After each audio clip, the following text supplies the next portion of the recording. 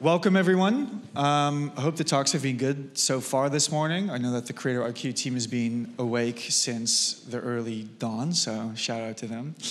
We're speaking about the creative economy today, as you guys know. Many talks have come before this. I really want to focus on the future of it a bit today. I'm joined by an incredible panel. We just had a bit of a catch-up backstage earlier. We're speaking with Calum Watson, the Global Partnership Director at Gymshark in the far end. Big teams here. With Colette Laxton, who's sitting next to me from the Inkey list, the co-founder, and then with Elton, Executive Vice President of Marketing and Customer at ASOS. Three very different companies. I think we could learn a lot from them when it comes to creators, how they've worked with them in the past. Some of them were very early on to it. Others are going through a revamp, which we'll speak about soon. But first, I want to speak a bit about the big stat that I saw. The global creator economy, according to Goldman Sachs, is currently worth $250 billion, which is a crazy number. It's about to double in 2027 to roughly $480 billion, sorry. So there's a lot changing now, and that's somewhere where I want to start off a bit wide. I read in this recent BOF, Business of Fashion report with McKinsey, the State of Fashion 2024, that there's changes happening. 65% of the people that they spoke to said that they're less reliant on actually being influenced by the typical creator-influencer. 68% even said that they find that there's too much of an overflow happening on their feeds. Engagement rates have dropped, obviously. It's hard to come in as a creator in this industry. Something's happening, I'm feeling, and this next era is about to happen. And maybe we start at the far end, Calum. What's something you've observed recently when it comes to the creator economy? I think going back to the two stats that you had in terms of, first one with not necessarily relying on fitness or fashion influencers. Sorry, I'm so used to saying fitness is what we do. With fashion influencers, I think there's definitely a bigger effort coming from brands in building that emotional connection with the consumers. So perhaps they just don't feel like they're always looking at influencers for inspiration, and they're starting to pick the brands that they're buying in. And then I think with the second stat, I think just, if you look at the last couple of years now, and anyone who's been in influence marketing or creator economy for the last couple of years, and to the numbers that you're saying doubling over the next couple of years, there's so much more money being poured into the creator economy. But then also the rise of micro-influencers now. So a lot more people, I suppose a lot more brands are investing in influencers, so there's more brand deals on the table. So naturally people are going to see more brand deals on their feed. So I think what's going to be really interesting now to see over the next couple of years is how creators are quite distinctive with the brands that they work with and how they integrate that into their content. That's a good. Yeah. I think for me, the stats that you highlighted there come from that classic phenomenon, excuse the language, like the inshitification of these platforms, right? And it's this classic phenomenon of decreasing quality of tech platforms. We've seen it, I won't name them, but we've seen it happen multiple times now. And I think that comes from two things. I think, actually, it probably starts outside of the creator economy. It probably starts in paid media, and you will all have seen the same things that I see. I use TikTok a great deal. If I see another Fairy or Daz ad, I will write to the CMO and ask them if they've heard of frequency capping. And over time, that impacts your enjoyment. People come to those platforms to be entertained. So I think probably it starts outside of the creator economy. When it comes to creators, I think exactly what Calum said. I think there is probably an issue. As post-COVID, the e-commerce boom, brands have rushed into the creator economy. I think there is, in some instances, a lack of integrity, and I think that is on the brands to try and solve. Obviously, it creates opportunities for new platforms and for platforms to innovate. But, some stuff that we see is maybe very positive, such as TikTok Shop. While that's great for us to be able to connect with new audiences, while it's a great new way to conduct commerce, honestly, most of the time that I'm on the platform seeing that, or I'm on TikTok seeing that, it's individuals flogging cans of Coke or Iron Brew or something like that. And that is not necessarily the entertainment that I came to that platform for. So I think probably we have to look ourselves in the eyes a little bit, in the mirror a little bit, and say, what's my role in this? Yeah, I think as a brand owner, we've gone through a massive journey, and the whole kind of creator economy has changed in 5 years hugely. You've gone from a world where you'd go with a macro influencer, and that would be like, job done.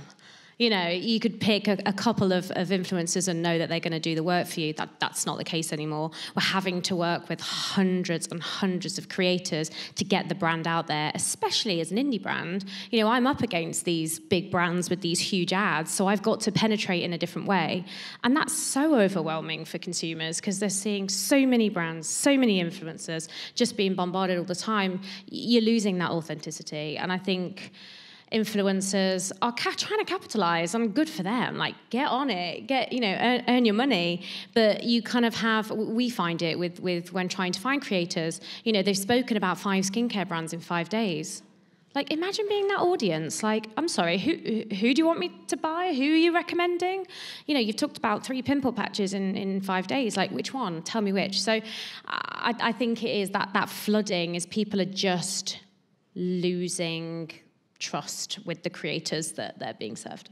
I see the same in the luxury field where, you know, everyone works with a Net-a-Porter, a Matches, back in the day, a Farfetch, and everything in between, all within the same week. We were just speaking about this backstage. I'm pretty fascinated about this idea of not owning talent, but working with talent in a more longer-term relationship. And we were just speaking about that, Calum. This idea there you can actually have these longer-term contracts to really build depth with the right people and to kind of prevent what Colette just said. Yeah, I think safe to say for us over the years, like, we've almost built a beast that is within the business. But I think obviously it's helped with the success of Gymshark over the years. But like, I think a lot of brands don't understand what the role of a creator can be for your business. And I think we're seeing now with Mr. Beast, with Kim Kardashian, with, you know, I mean, Logan and KSO, with the brands they're building. So like, I think obviously I have an amazing team here that are here today. Shout out to the guys. But like, they do such a good job of integrating creators throughout the entire business. So it's not just about what you see on their channel. They're involved from product design through to the ideation and the testing, all the way through across our entire marketing funnel, across all channels. And they're constantly iterating and giving feedback and helping us figure out what's the next step for our business. So I think for us, it's long-term partnerships, but also the short-term partnerships serve a need within the business as well. But integration within, like, throughout the entire business, that's been pivotal for us. But it ain't easy either. It is definitely not easy. It takes a massive team of people, a lot of time. And as a founder, I literally was DMing Amelia Olivia yesterday, who's just been signed by Cordelay. Incredible. We have been working with Amelia Olivia since 2021, and she's grown incredibly and has got this massive deal. And I was like, good girl, like, you've absolutely smashed that with a main competitor of ours, but absolutely loved it. I think for me, like, that grunt work, do not think it is ever going to end. As a founder, I have done 16 community events year to date. I did 4 this week. Like, this shit ain't easy, and you have to grunt and you have to work, and our teams are there every single day, working with creators, building the relationships. I'm DMing them every single day. You know, you can't send them a gift and expect them to be a loyal ambassador.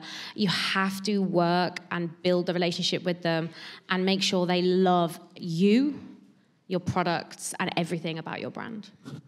I will just add that, you know, I'm sitting here with like some of the OGs of kind of community marketing, creator marketing. At ASOS, we are in the process of rebuilding our approach. Long story short, but over kind of 10 years, it was really debased. And so for those of you in the audience who maybe don't come from a brand or from an advertiser who has been doing it from the start, you know, this is the gold standard, but it is possible to rebuild. And I think something that Colette said, which is just about really understanding what your creators want. You know, for us, something as small as shortening payment terms. You know, we pay suppliers on a certain lead time, but it's not appropriate to pay an individual creator on that same lead time. So understanding what creators want, understanding what their needs are, giving them a representative to speak to, some of these basic things that you will have been doing for a long time, by the way, can make a real difference if you're looking to scale quickly. I completely agree. I think it's interesting to see how each of the 3 businesses is in a very different stage in terms of its adoption, you know, from the rebuild all the way down to day 1 Musical.ly days with Gymshark, for instance. What tactics have worked over the years that you guys have really started to see we're now organically getting traction from the people and we're getting them on our side? Calum? Yeah, you can go down a rabbit hole here really quickly. I think something that you touched on there was like, in terms of like taxes, like I think people overestimate like the importance of the brilliant basics, and like building relationships is probably one of the best tactic any brand could utilize, making sure that they're really bought into the brand and really bought into the people that they're working with. I think other tactics as well is like, I think a lot of times people think that they need to scale at pace as well to be able to achieve what they need to achieve. But like we're growing a business, and I know you're growing your brand out in the US, and you're saying that how fast it's growing in the US. It's like similar with influencer marketing. Like you need to have a solid foundation in place to be able to build on that. So it's like scaling's not necessarily always the answer. It's like really understand what works for your brand with creators, and then build on from that.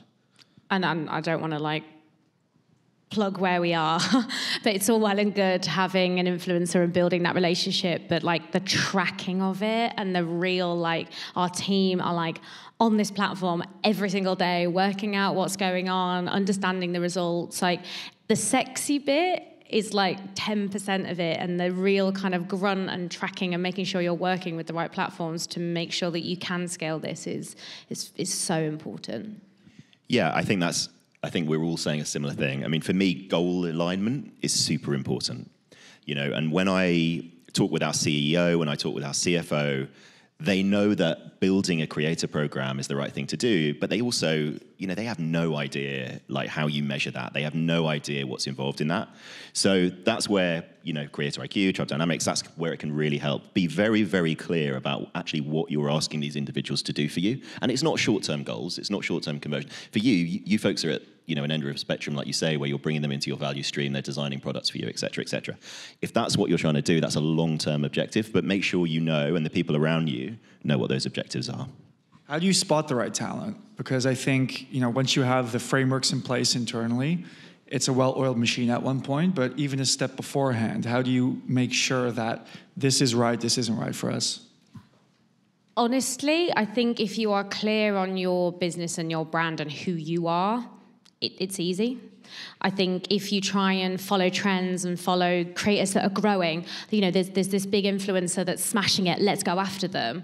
It's not going to work for you. I think really understanding, as at the Inkey list, we're all about spreading the beauty of knowledge to the world, and actually creators that really want to help educate. If you've got that alignment from day one, and the way they communicate to their audience is, you know, we say edutainment, right? So they're entertaining, but they've got a passion for educating, then you know it's going to be the right fit. So I think if you can understand who you are and their values align, for me, that's that magic moment. And I can talk to it later, but when we partnered with Hiram Yarbrough, you know, he had 60 million followers and, you know, was just about to do a deal with one of the biggies and chose to work with us because our values aligned. So for me, it's all about who you are and finding creators that work for you versus the numbers that they have. And then I completely agree with that. And then practically, you know, within our business, and, you know, obviously our whole team is super important, but, you know, we've got Jack and Emmy here, and they make up our kind of social and talent insight and strategy team. And I think there was a long period of time where, you know, influencer marketers, creator marketers, we kind of did it on vibes. But actually, you can't really get away with that anymore. And, you know, these folks are deeply embedded in the talent team, in the social team. They're actually deeply embedded in our creative team as well, helping on, you know, all three of our businesses have fantastic first-party data. We understand a lot about our audiences and why they love our brands. And I think carrying that into your influencer program is really important. Yeah, I'm in full agreement with you guys, by the way. And I think there's no like set answer for every brand. I think it's going to be unique to each brand and business. I think truly understanding who you are as a brand. I think also one of the biggest things as well, like trusting your team. Like my team's absolutely incredible, and they'll come with some crazy ideas at times, but you got to trust that they know the platform better than me. They know the influencers and what they're expecting to create in terms of the output as well. So I think like trusting your team and the people who are so close to it is probably the biggest piece of advice I give you when it comes to like spotting talent.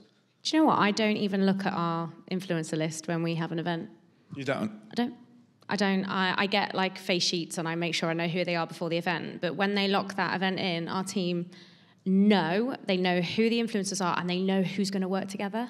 Because if you're trying to do an event and engage people, like just having that vibe, and I know you said don't work on vibes, but getting the vibe right and getting people that are going to work together, there's like this magic here, and I don't think we are the people to answer that. I think our teams that are on the ground, on the platforms every day, they're the ones that get it, truly. We're just here to manage the CFOs, really, in the grand scheme of things. One of the things we were talking about backstage was if you're an international business or you're an international brand, how difficult that is to do from a single location. And at ASOS, we've kind of over the years, we've consolidated to our little home in Camden. But we're an international business. We serve 180 markets. And doing what you've just described, building those relationships, trusting your teams to do it, it's very, very hard to do that from one place. I don't know whether there's kind of anything that you folks can share about that. Yeah, it's definitely difficult. I think you just need to find the way that works for you. Like we've kind of grown up over the last, 7-8 years, just traveling all over the world and having to do everything ourselves just due to the nature of the business. So I think we've always prioritized getting as much time in front of the team and truly educating them and making sure they really, really know who the brand is. But when it comes to like, I suppose, quality control and as you build this vast network of creators, it's definitely very difficult to be able to like oversee and kind of manage and understand what's happening all the time. But yeah, it's just, it's just investing as much time as possible in the team and making sure that they have the tools to be empowered to do what they need to do and do what they do best. The nuances, like even every state in the US is completely different, and the way influencers work and their content and the way they like to be spoken to and the way they interact and the events they like to go to, completely different. And I was like this, we've nailed it. UK, great. US, let's get out there. Holy shit, we did not do a good job when we first launched. And we've now picked really clear hypermarkets, and we're finding those kind of skincare leads in those hypermarkets and building out from there. So Miami love the Inkey list. So random. I'm loving it. And using our insights team to understand those hypermarkets and the voices in those markets and building out from there. But yeah, don't underestimate. If you think you've got it down in one country, it doesn't mean you've got influencer marketing down at all. And then when it comes to the process itself, launching a new line, doing new activations, really trying to find these growth through new avenues, where do the creators come into that program? Is that very much in the beginning? Like you guys said, they're part of the design process at times, or even about these feedback loops? Or is it a bit later once everything's been created and then you kind of scout the right people? I'm going to get this wrong. I'm going to absolutely butcher this, and I hope no one from Ogilvy is in here. Was it James Ogilvy once said it was the power of a tight brief? And I think that's never been so important now. We all need to recognize and remember, these creators have built their own community and all these thousands and millions of followers because of the content they've created, because they've been able to speak to that community. Who are we to come in and tell them what content to create? Do you remember back in the early days of Instagram where you'd send out a static image and be like, please post this static image of a product, and then they'd have a discount underneath? And so it's that's just not the case anymore. So when it comes to campaigns, product launches, all that sort of stuff, it's give a really clear brief of what you expect as the outcome of a brand and let them create, let them do what they do best. And again, too many brands are trying to force in what they feel they should create. It's it doesn't work that way. Yeah, do you know what? I had a conversation with one of our shareholders last week who is in the US and couldn't understand why all of our content there has #ad on it. And he was like, this must be performing terribly. People don't like ads. And actually, when we've looked at this, he doesn't understand the regulations, and you have to do it. But when we've looked at this, actually, the performance of our work with talent has much less to do with whether it's got #ad on it and much more to do with exactly what you described, which is how authentic is it to that individual? How native is it to their content? I can't agree with you more on that. Can I say something really controversial? Yes. Brands that say that they co-create with their community and influencers and stuff, I don't actually think it's authentic.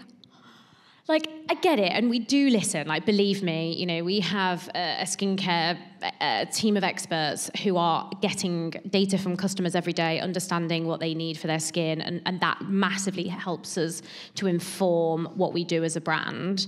But this, let's get a group of people to say what they want. Let's photograph them designing the product and picking the shades. I just see through it. I honestly think it's like brands trying to be like, look at us, look how cool we are. Look, we're integrating community into our product development. They're not. They know exactly what they're going to develop. So I know that's super controversial, but I don't know. I just kind of see through that co-creation of... I think it depends on the brand. I think there's a bit of a balance in that shifting, right? From absolutely no control to more control. And then it's about how transparent brands are about that. Yeah, and I think listening to your community is super, super important. I just not sure, like, the reality of the co-creation or whether it's like a marketing campaign. I want to go over to Calum because I feel that Gymshark has actually been doing a good job at being very creative. I job quickly. I'm talking beauty. Like for me, it's like we went for this pink shade because our community said they wanted pink. Of course they want pink. It's beauty. That's fair. And again, I think every industry is different and every brand's different. I can confidently say we've done that and we've done a great job of it, but only because we've integrated the community from the very get-go. The reason why Gymshark exists is because Ben was creating a product that didn't exist based on what him and his friends wanted to wear. So when you peel it back at that very original state, it's like that was him creating for a community, and that's something that he's always driven within the brand. So that has led, like, we're nowhere near like a Nike, a Lulu, or an Adidas in terms of innovation, flying knits and all that sort of stuff. Like, our innovation has always come through our community. Like, recently we launched a diffused headband because 47% of black women tend to avoid exercising because of the sweat and how it affects their hair. Like, those insights came directly from the focus groups that we were doing with our communities and our members and doing polls and all that sort of stuff. So I think truly insight-led. I think brands that can stand by it and like genuinely talk the talk and walk the walk, absolutely. But I do think there is brands out there that will bring someone in at the last moment, take a photo and say we've been through it, even though it's been very calculated. I think we've also got to recognise that just because you're not closing the circle and putting a creator's name over the top of the product doesn't mean that the brand in the first place isn't necessarily crowdsourcing it from the community. 100%. So one of the things that our designers do is, they spend most of their time looking at social media, looking at social insight, looking at the community. We're not as good, probably, as we could be about closing the loop and then bringing them back into the marketing of that product. But the creation of that product is very authentic because it comes from insights generated from that community. Very quickly, we have 2 minutes left, I see on the big screen over here. Piece of advice for people attending today. They go back to their jobs right after this or tomorrow morning. What's something that you've learned over the past couple of years when working with creators that is absolutely crucial for them to know? We'll start in the back again. Brilliant basics. Honestly, brilliant basics will allow you to develop your program and grow your business by double-digit growth over the next couple of years. And I think people tend to always look for what's the next flashy thing. If you don't have the brilliant basics, don't even look for the next big flashy thing. Really get the foundations right, because that's what's going to enable you to scale. It's going to enable you to make smarter decisions, and it's going to enable you to build really strong long-term partnerships. Until you nail that, I wouldn't be looking anywhere else. And I will add, I think that's great, and I will add to that, the tooling now exists to be able to do that really, really easily at a brand of any size, right? So for us, that was a key unlock. So basics, tools, and just get them to fall in love with you. Authenticity is everything now. So just get them to fall in love. And if they don't love it, move on. There are plenty of people that are going to love your brand and your products. So just go there. Amen. Spot on. Please give it up for all 3 of the panelists.